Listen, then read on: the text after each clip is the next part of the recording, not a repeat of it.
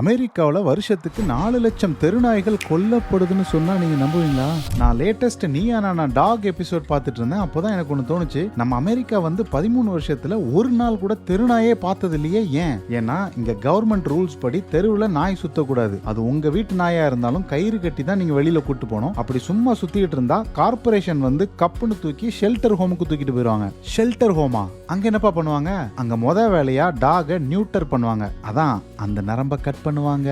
இல்லன்னா மார்கழி மாசத்துல இவனுக்கு பண்ற அட்டகாசம் தாங்க முடியாது. இங்க ஷெல்டர்ல நாய்க்கு பூனைக்கு தனித்தனி ரூமு, கூண்டுக்குள்ள பெட்டு, வேலைக்கு சாப்பாடு, தூக்கம், வாக்கிங்னு ஜாலியா இருக்காங்க. நல்லா தானப்பா பாத்துக்கிறாங்க, அப்புறம் ஏன் கொல்லணும்? ஷெல்டருங்கிறது ஒரு டெம்பரரி பிளேஸ் தான். இங்க இடமும் ரொம்ப கம்மி அப்படிங்கறதுனால பிளஸ் 65% ஆஃப் த டாக்ஸ் மட்டும்தான் அடாப்ட் பண்றாங்க யாராவது வந்து. ஸோ அதனால ஒரு 15% ஆஃப் த டாக்ஸ், கிட்டத்தட்ட ஒரு 4 லட்சம் டாக்ஸ் வந்து இவங்க வந்து யூத்தனைஸ் பண்ண வேண்டியிருக்குது. அதாவது வழி இல்லாம ஒரு மெடிக்கல் ஊசி போட்டு அதை இறக்க வைக்கிறாங்க. ஸோ இந்த ஷெல்டர் ஹோம் முறையை பத்தி நீங்க என்ன நினைக்கிறீங்கன்னு கமெண்ட்ல சொல்லுங்க.